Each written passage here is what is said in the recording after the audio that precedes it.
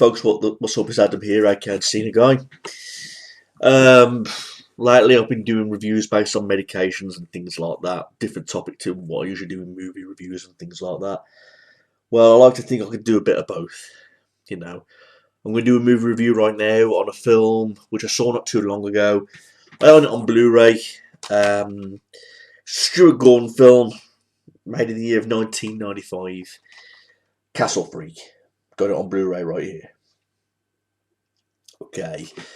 As far as the special features go on this edition, we've got the trailers. You know, we've got some original artwork galleries. There's like a making of Castlefreak. You know, there's a few other bits and pieces. Nothing so much to get overexcited about, but there are a few interesting special features in this edition. Okay, like I say, it was made in 1995, and in fact, I can tell you the exact release date of this movie, Castlefreak, November of 1995. Distributed by Full Moon Entertainment.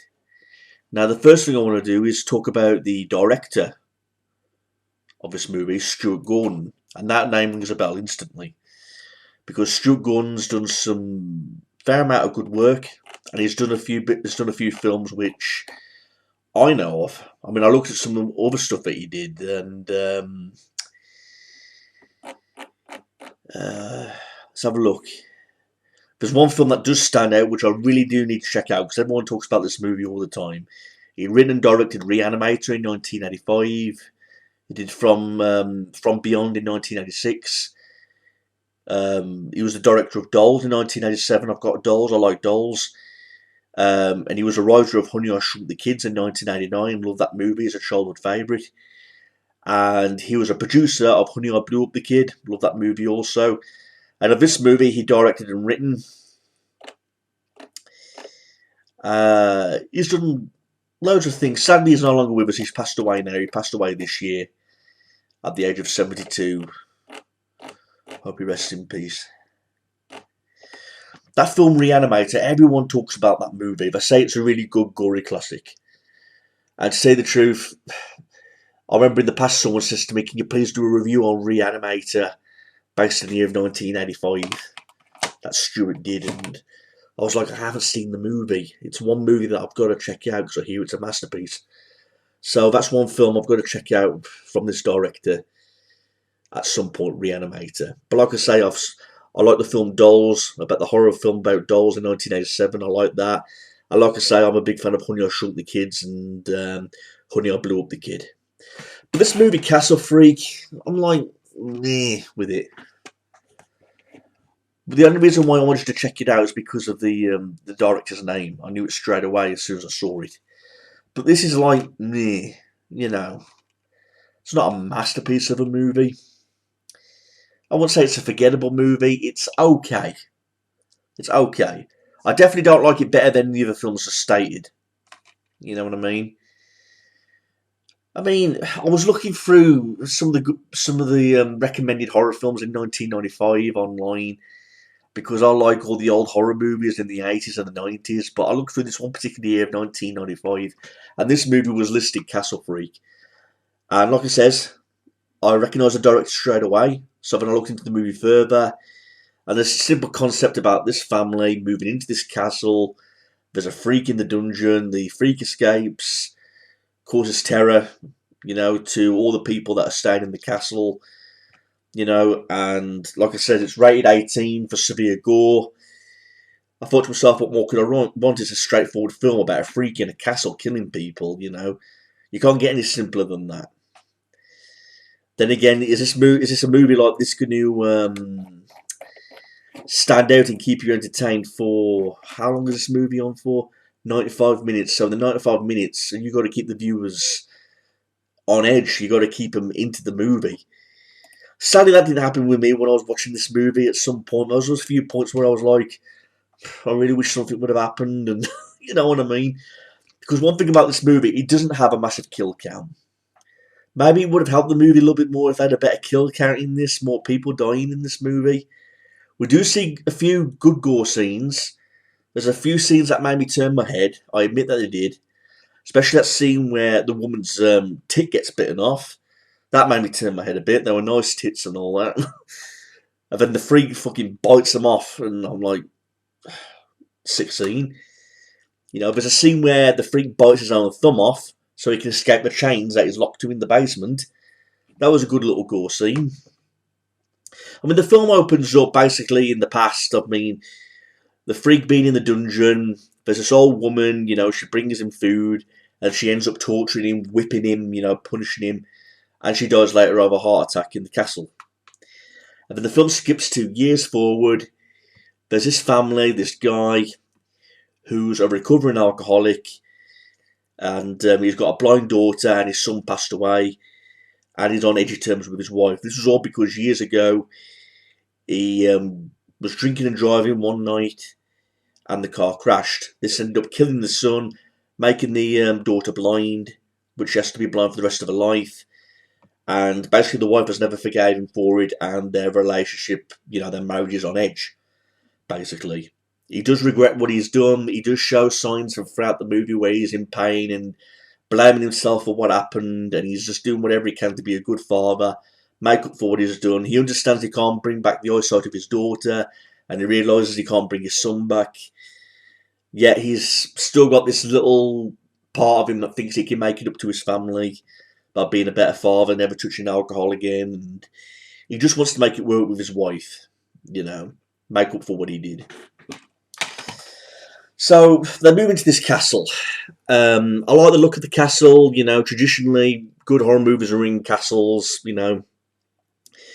Good surroundings. Just like the ancient castle with the gargoyles and stained glass windows and all the docks surrounding the corridors, dusty staircases and things like that. They're unaware that the freak has broke out of the dungeon and is now lurking around the castle, basically. I mean, like I said, it's a straightforward movie. I mean, we already know about the background of this family. The fact that the father's a recovering alcoholic, he's trying to make up to his family, they've inherited this castle, there's a freak in the castle, and the freak is going to kill everybody off one by one. But you've just got this family alone in this castle. A few other characters get introduced that take part in the castle, like police officers and things like that.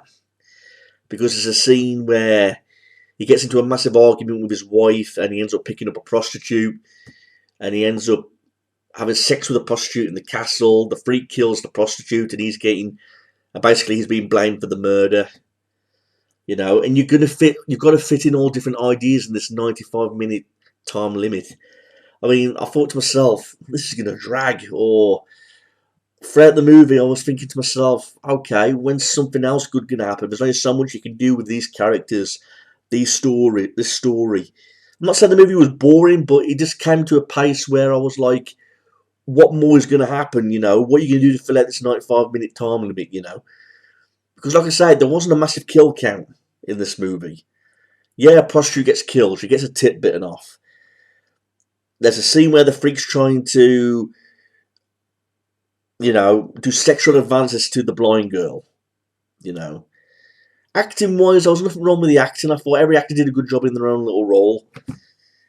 I thought everyone portrayed their characters well. I mean, Jeffrey Combs plays John Riley, who was the alcoholic father. We got Barbara Crampton as Susan. Jonathan Fuller played the freak. The freak right off the bat, I thought, was an interesting character. Obviously, it showed signs of abuse with scars all over his body. Being mentally and physically abused. I thought the makeup of the freak was very good. I watched the making of the freak, where they're doing his makeup and all that. The makeup doesn't look too childish. It doesn't look too ridiculous.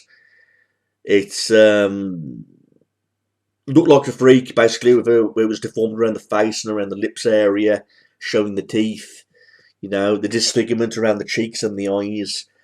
So the look of the freak wasn't too silly. It wasn't too overbearing. It was just right. I thought the look of the freak looked fine. I thought the The creativity side of things with the gore and all that were fine. Like I said, there was one or two good gore scenes. It wasn't like over the top gore like you'd see in any of Stuart Gordon's horror movies. Like I say, you see a thumb get bitten off. The freak bites his thumb off to escape the chains. A tip being bitten off, and there is a few scenes of blood. Okay, not over the top. Depending on what the person's view is of that, of over the top. Some people would say I've said too much already about some of the things that happen in this movie, but we get a slow kill count off one by one. Basically the final showdown is between the alcoholic father and the freak on the top of the roof of the castle. To cut a long story short, both of them fall to the deaths because he falls off the roof, pulling the freak down with him, and the freak falls to his death and all that kind of stuff. There was a good touching scene with the wife saying that she still loves him, despite what he put the family through his alcoholic phase of his life. Killing the son and blinding the daughter and all that. She did show signs of love, but there was a massive part of her that couldn't forgive him for what he did. So the character development of the history of these characters was fine. There weren't boring characters or anything like that. There was satisfying characters. But again, the movie, maybe it would have helped if there was like a bigger kill count in this movie. I would have been more interested if they showed the creativity of the killing side of things, because it's meant to be a freak, it's meant to be a monster. It was scary enough, with it being a stalker, with evil intentions in mind, like seducing the blind girl and all that kind of stuff. So it would have been great if this freak had some sort of ways of killing his victims, like torturing them and things like that, especially with everything that he'd been through. So the kill count would have been more important in this movie. I think it lacked the kill count. This film would have been more memorable. It would have been more watchable if there was more creative killings in it. But the film is just so straight to the point in a 95-minute movie. Family moving into a castle. There's a freak in the castle. It's in the dungeon. It's broke out the dungeon. Now it's going to kill the family off that are living there one by one. Simple story enough. You know what I mean? But I just felt like he could have added a little bit more. Not saying the movie sucks, it's a fine flick, but I'm definitely not going to watch it again. Like it says, I only bought the Blu-ray. It was cheap on eBay. And like it says, the director, Stuart Gordon. When I saw the name Stuart Gordon, I was like, this is going to be a great movie, because with all the other films that I'm a fan of his, and okay, but definitely not one of his best films. I've got to check out that Reanimator. I've heard nothing but good stuff about that. That'll be one movie I'd love to check out in the future. But the other films like Dolls, Honey, I Shrunk the Kids, Honey, I Blew Up the Kid, big fan of those movies. And this one was mediocre okay. I'm definitely not going to see it again. But I might as well add it to my collection now that I own it on Blu-ray. I wasn't saying I was expecting a masterpiece, but I think I was expecting just a little bit more than what it was giving. That's all I want to say. That's basically my review for Castlefreak, everybody. Straightforward enough. Like I say, please like, rate, and comment this. Email me if you've got any questions. And that's basically it. I will state a few more facts about this movie online while I'm on. Yeah, like I said, 95 minutes, release of November of 1995, distributed by Full Moon Entertainment, directed by Stuart Gordon. The music was okay, by the way. That was done by Richard Band. I mean, reception-wise, it was mixed to positive. Although a lot of people do agree with what I said about the storyline feeling a little bit tight and all that stuff. There's actually going to be a remake of this movie as well. There's been talks about this being remade in 2018, and talks of a remake re-arose again in 2020 of April 16th. So there's been no ongoing thoughts with the project yet, but again, it's early days, but a remake is planning to be in the works. Good luck with that. That's my review, everybody. Like I say, like, rate, and comment, man, if you've got any questions, so we'll see where we go from here. Peace out, everyone. Have a nice day.